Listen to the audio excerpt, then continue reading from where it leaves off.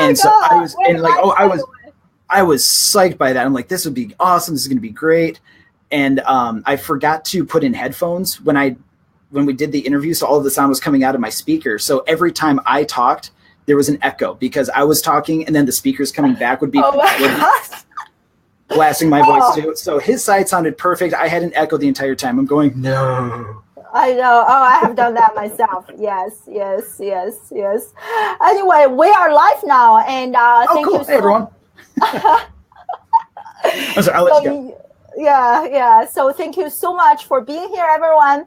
And my name is I'm the host of this weekly Facebook live show, Classroom Without Walls, using technology to reimagine education. My name is as I introduced myself earlier. I created this show because I believe our society has changed a lot.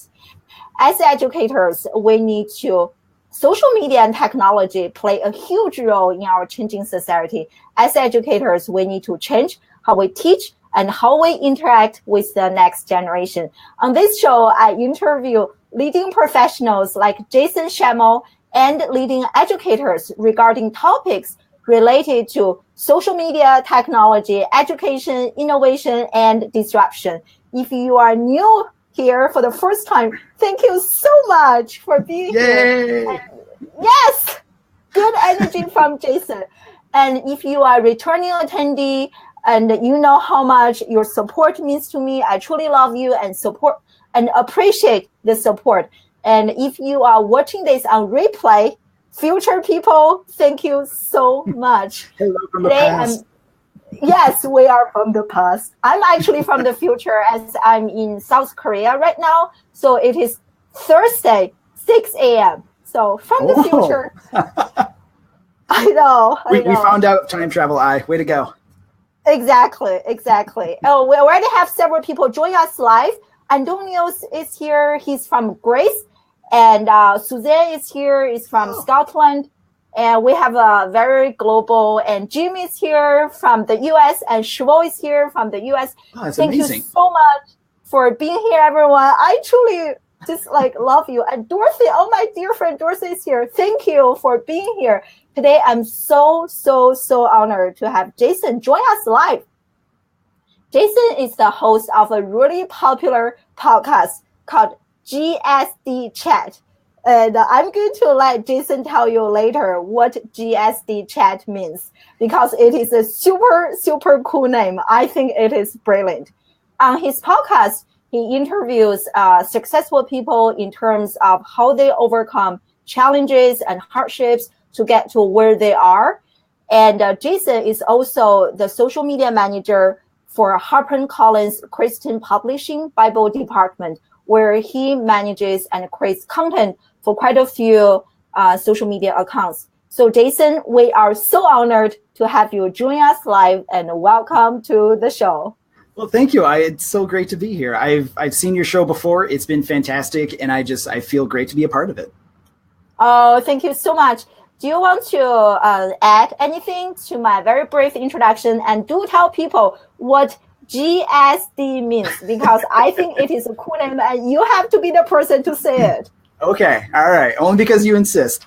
So GSD stands for Get Shit Done. We talk about how people literally get shit done. So the premise of the podcast is we have people on there and we talk about a lot of the successes that they have going on, just the awesome stuff that they're doing. But we also talk about the challenges and a lot of the roadblocks that they experience along that way to success, because so many times it's so easy to look at people and say they're so successful. They're doing so many great things. It just must come easy to them. But what we don't see is the journey it took to get there, the long hours that they put in, the grinding, as a lot of people like to talk about. We don't get to see all of that. We just see the public reward that they get. Oh, absolutely. This is so true. Even for me, people say, you seem to enjoy being in front of camera so much. This looks so easy for you. It is not. Even before I was live with Jason, I was like, I could do this. I could do this. You gotta pump yourself up. Exactly. It is not, you just have to. Exactly. Yes. Oh, you already got some love from Suzanne and love the title. I told you. Suzanne. Yeah. Yeah, so if anyone wants to check it out, just Google "Get Shit Done Chat." It'll be the first thing that comes up. I just love that name. Schemmel, yes. And also, I'm going to pin, as I always do, the Be Live link, and to join us live. And so it is in the Be Live link is in the first comment. So anyone in the audience, I challenge you, if you feel like join us live for a video chat, please click on the Be Live link and join us live. Yeah, come and join us. More people. Exactly. I love asking and hearing your answers and feedback, much better than asking my own questions. And just come and click on the link. Click the damn button, right? We learned that from Brent Fenzel. Yeah. And anyone, today's topic is productivity and podcasting. And if you have any question for Jason, please type in the comments section or click on the Be Live link and join us live and ask your question. So I'm going to get started with my questions here. As I introduced you earlier, Jason, you are the host of a really popular podcast, GSD Chat. And I actually heard of your podcast several times before I connected with you not in person, on Twitter through my dear friend, Julia McCoy. So that tells you how popular your show is. And so can you please share with us what inspired you to come up with this name and embarked on this journey? Sure. Yeah, so podcasting was something I had been teetering with for a couple of years. I had wanted to put something out there. I wasn't quite sure what I wanted to talk about. Being a marketer myself, finding content is always some of the hardest thing to think about, and just, okay, I want to talk about this, but is there enough to talk about to keep it going further than a few months? Because it's easy to talk about the highlight of a topic, and then all of a sudden you're like, okay, what do I talk about now? So I actually connected with a friend who he has his own personal business, and he calls it GTSD, Get the Shit Done. And yeah, so we were talking. He's like, hey, what if we talk to other people and ask them like how they get shit done? And we'll just go off of that, because we'll always have content, because we can always ask people just, how do you get stuff done? And so we had a couple of episodes that we recorded together. We bootstrapped the entire thing. It was very inexpensive, very low production, low level, everything. And so we put out a couple of episodes, and then due to scheduling conflicts and stuff, he and I had to separate. But I had already kind of caught the bug of the podcasting, and so I wanted to keep it going and do my own thing. And so that's why I dropped the T, so that way he can have his own thing and I've got mine, and we're just out here to get shit done. Yes, awesome. And I see that we have already quite a few people waiting in the lobby to join the live chat. And holy smokes! All right. Yeah, Jim is here, and hey, Jim. I'm going to, yes. Hey, how are you? Can you hear me? Loud and clear. Okay, great. Do you have a question for Jason, Jim?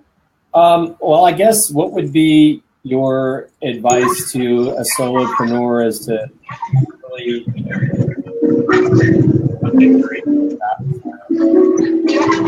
Uh-oh. Sorry, Jim. Someone joined us, and we got some background noise that phased you out there. Oh no, I can't hear Jim. Okay, how about? Oh, there we go. You're back now. Okay, what was your question? Now I was saying, what would you say your advice would be for a solopreneur, as far as how do they stay focused on being productive, because there's so many, distractions? What would be like I guess you would say a good 3 to 5 first steps to take? That's a really good question, because I struggle with that myself. I am a world-class procrastinator. I'll be the first one to tell you that. I suffer from what I like to call ADSD, attention deficit squirrel disorder. So distractions aplenty. I know exactly what you're talking about.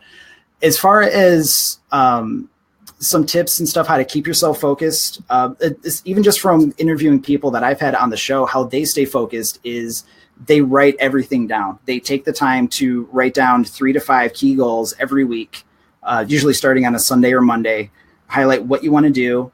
And some of them will spend Monday just going over, okay, this is what I want to do. This is when I can get this done, and just start taking it piece by piece in small chunks, one step at a time. So that way you're still progressing. Even if you don't hit your big goals, you're still making that small amount of progress, and that small amount of progress is going to end up helping you complete those big goals. So even if there's a lot going on, especially being a solopreneur, you're trying to do everything at once. Prioritize what's going to make the most difference, what's going to keep your business moving forward, and what's also going to keep it growing. And then find the little steps that you can take that's going to help you attain that on a regular basis. So that way you're not trying to focus on the big project all at once. Does that help? Yes, absolutely. Okay, cool. Yeah, glad to help. That's awesome. Thank you so much for coming up, Jim.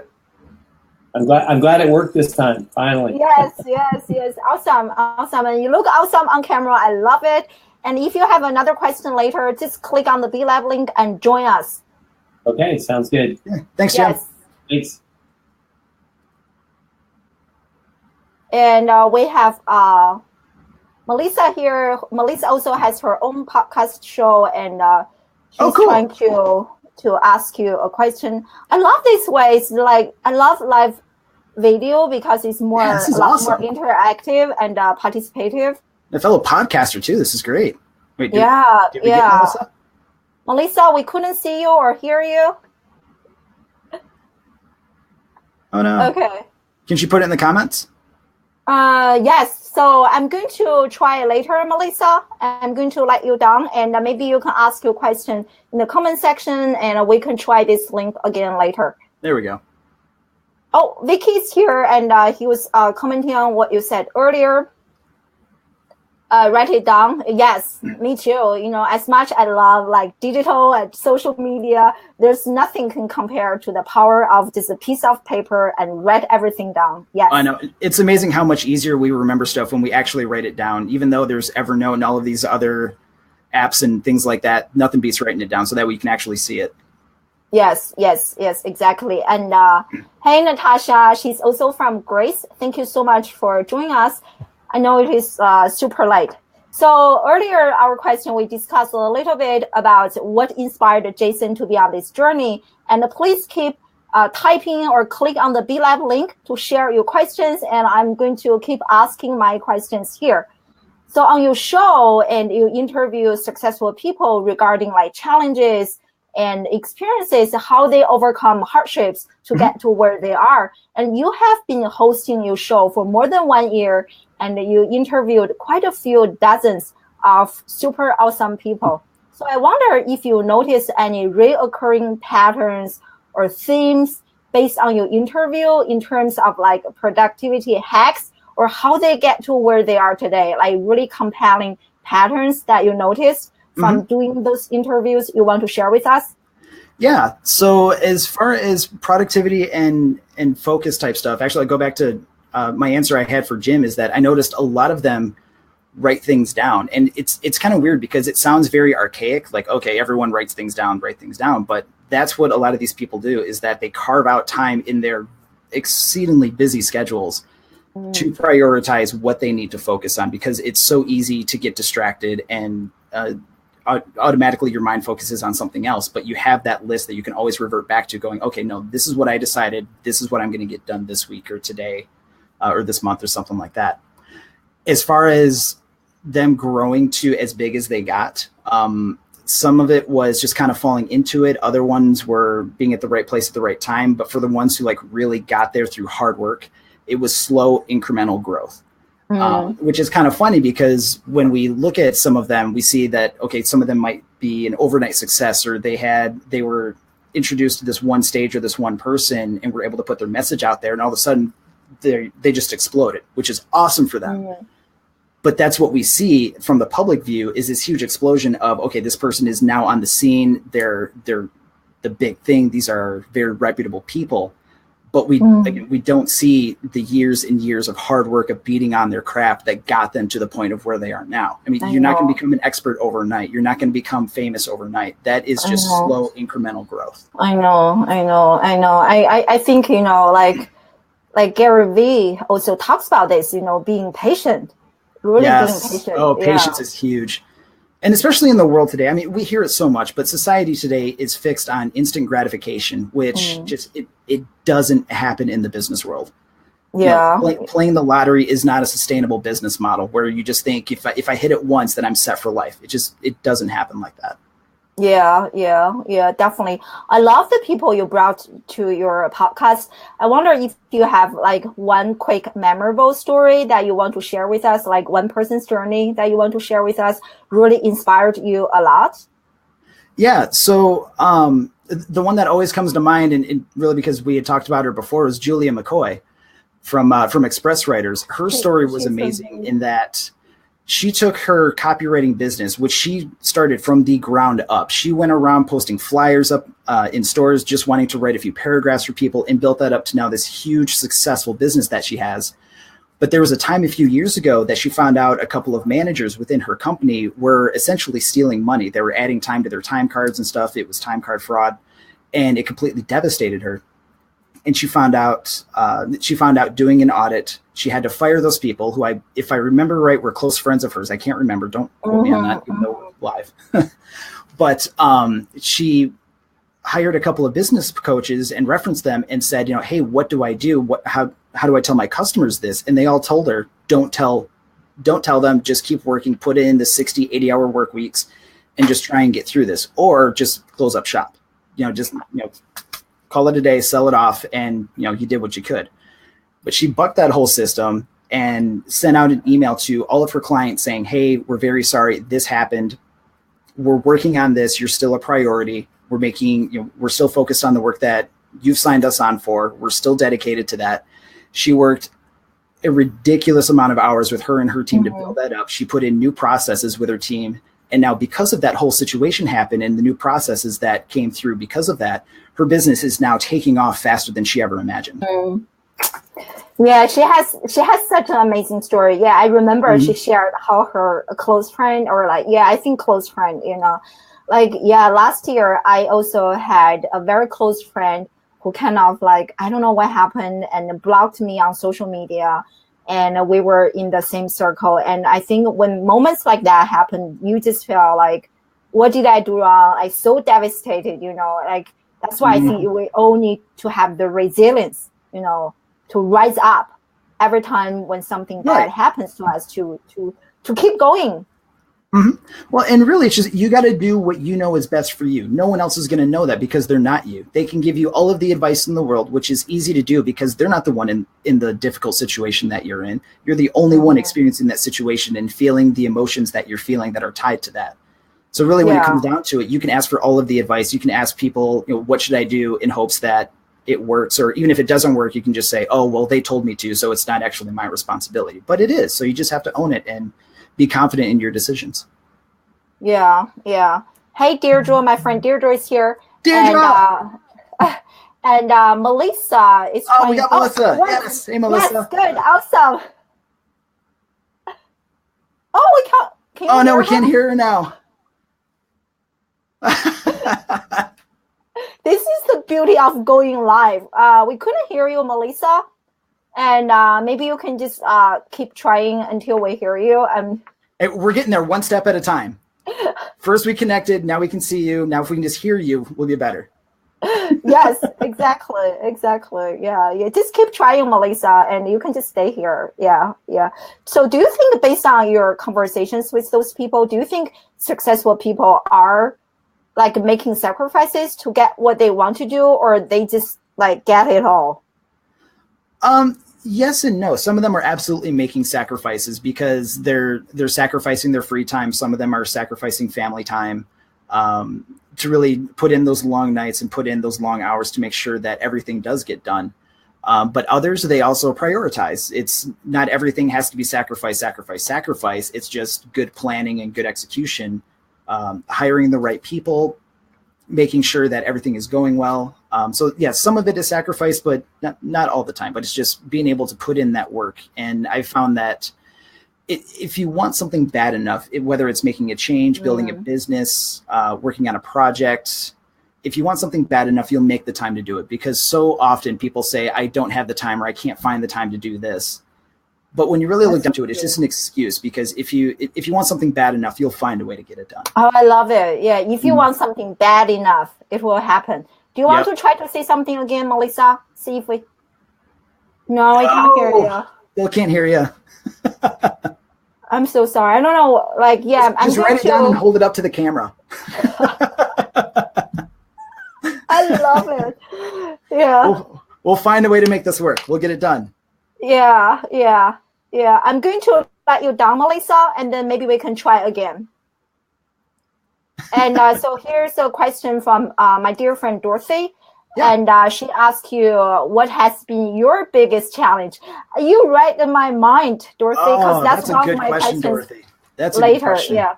My biggest challenge, if I'm being completely honest with myself, is prioritizing my time. That is my challenge, where I have a day job, I have a podcast, I also do some freelance work on the side.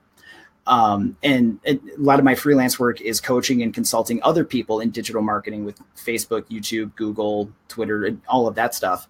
And it's easy for me to just focus on the fun stuff. So the podcasting, because I love interviewing people and hearing their stories, and also the coaching and consulting, because I love learning other people's stories and helping them out and providing ideas, and I want to help them grow. So in finding that time in my spare time while dedicating, when I'm at the office for my day job, that's all I should be focused on. And there's times where that's not always the case, but that leads me to, putting in extra hours back at home. So it's prioritizing my time. That's my biggest challenge. That's definitely. So how do you how do you make sure that, because I also tell myself, I need to prioritizing my time, but sometimes I find that my whole day is just so distracted. So what are some like tricks that you do to make sure that this time is really well protected, and I'm going to designate this amount of time to do this task, and I'm now going to be on social media or this and that. So any tricks you want to share with us? Because that's my struggle also. Yep. What's worked for me is find ways to limit the distractions. So first off, it's acknowledging what the distractions are. For me, it's my phone, because it's constantly buzzing, even if it's on vibrate. I can hear it and I can feel it go off. So I turn my phone off, and then I set a timer of, okay, I'm going to block out this hour and a half, and I'm going to work on this project. I know it's going to take me about this amount of time. This is what I'm going to do to get it done. And I'm just laser focused on it. And I don't allow myself to get distracted. If I start seeing myself get distracted, I got to pull myself back in. But I also have to have the wherewithal to go, okay, I am distracted. I have to get myself back on task. So it's finding ways to limit your distractions. If you're in an office, find a conference room and bring your laptop in there. So that way people aren't going by your office asking, how's your day, or, coffee break or something like that. If you have people blowing up your emails and all that stuff, close that tab. You can always reopen it later. Same thing with Facebook and Twitter, where it has the little notification up there with the parentheses flags. That's right. Find ways to limit your distractions so that way you can stay focused on what you need to stay focused on. That's right. Just to follow up on this, do you feel an urge to be on every single social media platforms, and all the time, Twitter, and the stories, Snapchat? You do? So I'm primarily on Facebook, Twitter, and LinkedIn. I'm not as active on Instagram or Snapchat, just because my camera and I we're not the best of friends. But there's always that little voice in the back of my head that says, oh, check and see if there's any notifications on Twitter to follow up on, or see who's posting this article on Facebook, if you're missing out on anything that you should put in your 2 cents. Can you hear me? Melissa, we got Melissa. Can you hear me? Yes. Can you hear me? Thank you so much for giving me another try. Oh, thank you. A charm. Yes, awesome. We got it. Well, nice to meet you, Jason. I'm too, Melissa Reyes at Ms. Meliz, and I thank you so much for allowing me to come on. And I hope I didn't interrupt you too much. I hope my question is good. There's no bad questions here, I promise. Okay. Exactly. Okay. I was trying to listen to everything you were talking about, and I thought you were going to ask my question, about how much social media is too much and how do you manage it all. But really mine is about podcasting, because I've been adding podcasting to the mix. I do live video and now podcasting, and I want to be heard in all the different places. So we all do. What's your advice on that? Do you have one channel that goes out to a lot of different podcasts, or do you try to hit them all, or do you try to just carve your niche in one area? I mean, do you have advice on that? Okay, so just to make sure I understand the question, is is that promoting your podcast out to like Google Play and iTunes and stuff? It's becoming easier and easier to have your podcast in multiple places. Right. So is that something that's a good thing to do, or is it better to get an audience in one place first? I would say starting out, focus on the biggest ones that you can get your podcast on. So, and the ones that come to mind are Google Play, iTunes, and something like Stitcher, something like that. I've dedicated most of mine, or I've focused most of mine on Stitcher because they've been the easiest ones to get entry into. And I say that because Apple and I are still butting heads on trying to get my podcast on there. And I'll be honest, it's infuriating because I've had a bunch of friends say, "Hey, I'd love to listen to your podcast, but it's not on iTunes." I'm like, I know. That's where I started so long ago. That's weird. Yeah, like, well, I'm on there, but it's because when I first uploaded Get Shit Done Chat, I didn't put the asterisk in shit, so it was rejected. Yeah, so it was rejected because I didn't put it as the adult content, whatever. I know, it's kind of weird to say now. No, but yeah. But, so when I went back to re-upload it again after I tweaked the title a little bit, I didn't have the option to actually re-upload it. And so when I talked to an Apple rep, they said, "We don't know why you don't have that option." I'm like, I know, that's why I'm calling you. Would you please help me out? And to this day, I still need to get a hold of them again for about the fourth time. But anyways, back to your question. It doesn't hurt to get on as many platforms as possible. So I would say get yourself on the big ones at least, because that's where the majority of your audiences are. And if you have a very niche audience or a very niche podcast, find out where most of them resonate and make sure you're on that platform. Oh, how do you do that? How do you find out where they resonate? Like, do you? No, it's a good question.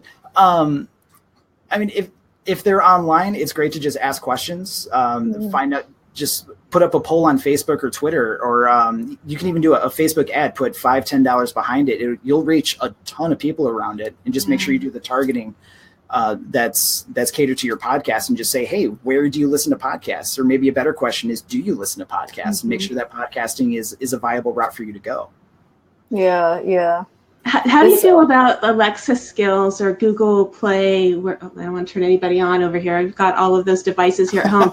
But as as a place to play a podcast, have you tapped into that? I have not yet.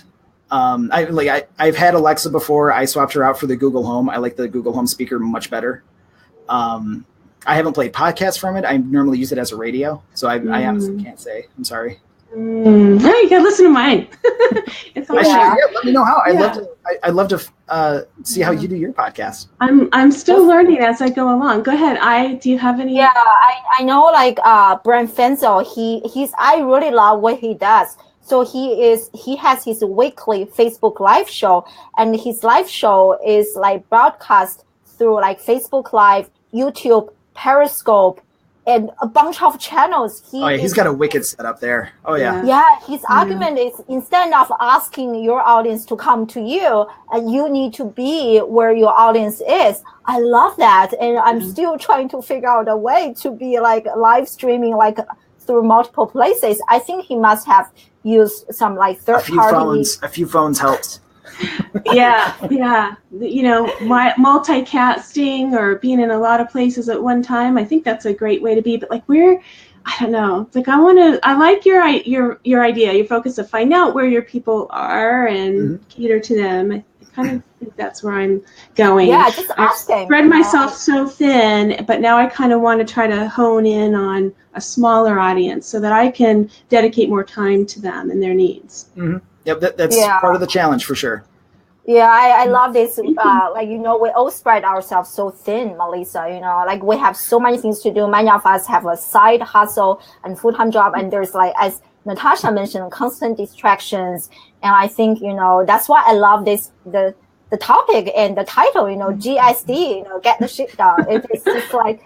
It's just so important. Yeah. When you get to the point where I'm literally on vacation from one job and I'm excited about having time at home to work on my social media and get caught up, There's something twisted in that, but I am. It's a little bit, but that's why we enjoy the ride, though. Yeah, I do love being able to spend some time with you. Thank you so much, Hi, for the Thank opportunity. you so much Thanks for for the joining question. us. Nice to meet you, Jason. Thank you. I love this. And anyone in the live audience, if you have a question, please, we are about to wrap up here. Please Bring it on. Click on the Be Live. You see how cool Jason is, right? Click on the... Stop. Oh, my friend Mark is here. Hey, Mark. He's from... where's Mark? Here. He's from the UK. And so you want to join us, Mark? Or anyone in the audience wants to join us, please click on the Be Live link. And we are about to wrap up in 5 minutes or so. So I have a kind of like a question on the spot for you, Jason. Sure. And you started your like a podcast journey 1 year ago. I kind of also started my Be Live journey, like live streaming journey 1 year ago. So what are your top like secrets or tips to grow your audience, like people to check out your podcast or listen to, download, to engage with you and to talk with you, to give you feedback? So how do you grow that community by producing content? Like, how do you do it? Well, it all starts on the foundational level. You need to have content that's worth talking about, and a topic that people want to listen to and that they're interested in. That's the first part. And that already plays into the title of my podcast. So you hear Get Shit Done Chat and you're like, what's this? It already sparks that curiosity. So I mean, it all starts from the production of the show and then the content that you're going to put into it, whether it's just you talking or if it's you and a partner talking or a panel discussion or if it's an one-on-one interview, something like that. You as the host and the producer, it's your job to make sure that it's interesting, that it's going to capture your audience's attention. And having said that, you also need to know who your audience is so you know how to cater to that interest. If I'm talking about content marketing, I'm not going to talk about reality TV or the next superhero movie or something like that. You want to stay focused on topic. In growing the community itself and getting speakers on getting guests on your show, it's just being very open and honest with them and having a very it's the best way to put it, just a very concise pitch. You want to be able to get the idea of the entire podcast show around it, why they should care, why they would want to be a part of it, and what benefit it's going to serve them. So whenever I reach out to someone, and how I've gotten people like Joe Polizzi, JP Sears, he was an awesome guest. Bethany Woodruff, the Poopery sales pitch person, you see her on the commercials. I just opened up to them and sent them a message. And granted, I didn't expect to hear back from them. I'm just like, hey, I have this wonderful show. This is what it's about. We're here to not only share your awesome story, but also help other people who may feel stuck or they feel discouraged because they look at people like yourselves and just think, I'm never going to hit that level. And just think, no, actually, by sharing your story and sharing the challenges that you faced, people find out that it's very similar challenges that they face too. And they're like, oh, okay, maybe it's not that bad. Yeah. And they hear that story and they go, oh, I would love to share my story. People love talking about themselves. So it works. Yeah, that's true. People do love talking about themselves. Yeah. And and sometimes it's as simple as ask, I love how you mentioned, also share with people what is in for them, how can they benefit from being a guest on your show. Right. You're asking for their time. So you got to make sure it's valuable to them. Exactly. Mm-hmm. I think my friend Suzanne is here. Like, oh, okay, maybe it's not that bad. Oh, hey, Suzanne. Hi. Hey, Suzanne. Oh, so glad you joined us. Yeah. That's true. People do love talking about. Is she on a delay? And sometimes as simple as you have to. Can you hear me? Yes, you have to mute my. Okay, let me just find it.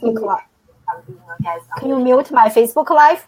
Time, so you got to make sure it's valuable to them. Oh, I don't enjoy hearing my own voice. Oh yeah. Put me off just now and I'll try and sort it out. Hi, Suzanne. Can you hear me? Yes, we can hear you. We can hear you. Yeah. Okay, so I've got a question for you, Jason. Sure. How do you deal with people that doubt you? Do you ever have problems with that? Say that again. Do you ever have problems with people who doubt you? Who doubt me? Yes. I'll be honest, I have not run into people who've doubted me, at least in terms of the podcast, because a lot of them are interested in hearing other people's stories and how they could possibly relate to them. If I were to have doubters, that's just kind of where confidence in yourself comes into it. So if someone says a podcast might be a waste of time, some might say it's a medium that's been around for so long. So there's so many other podcasts out there, so many other successful ones. Why would you start one? That's just when I remind myself why I started in the first place. This is a fun project that I wanted to do.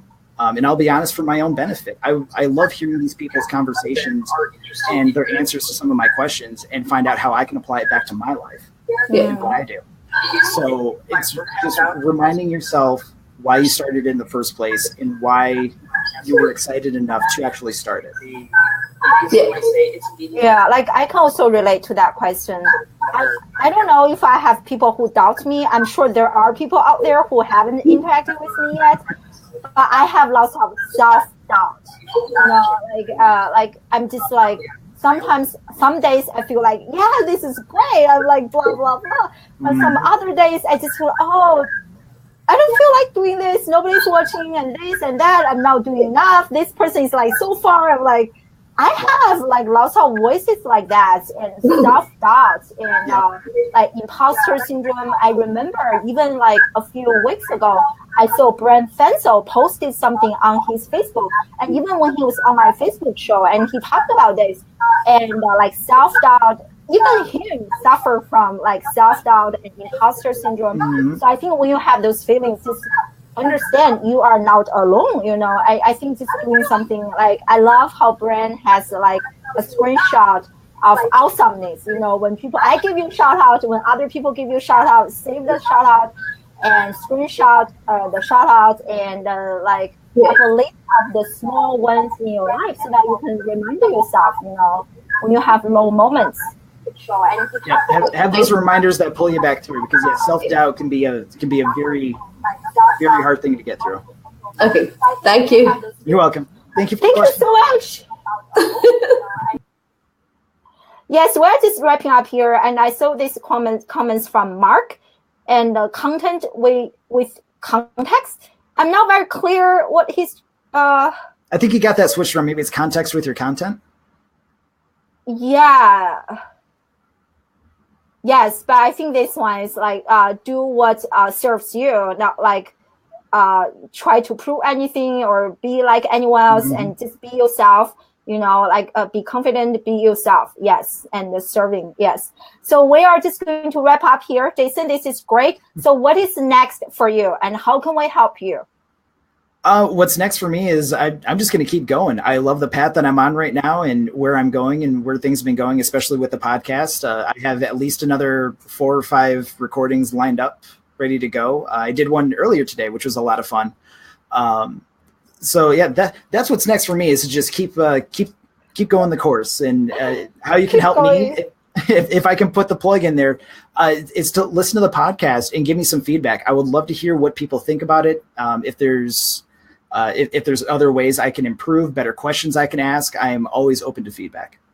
Absolutely. And if you just Google GSD chat, and then Jason's podcast is the first one that pops up. So make sure you check it out. I love listening to the podcast, and they're really great people and great advice. So one I'm going to be on there sometime soon too. Yeah. And one parting piece of advice, and where can people discover more about you, Jason? Let's see. Parting piece of advice. I'll share the piece of advice my mom gave me at a young age that I ignored for the longest time until it finally hit me like a ton of bricks about in my mid-20s.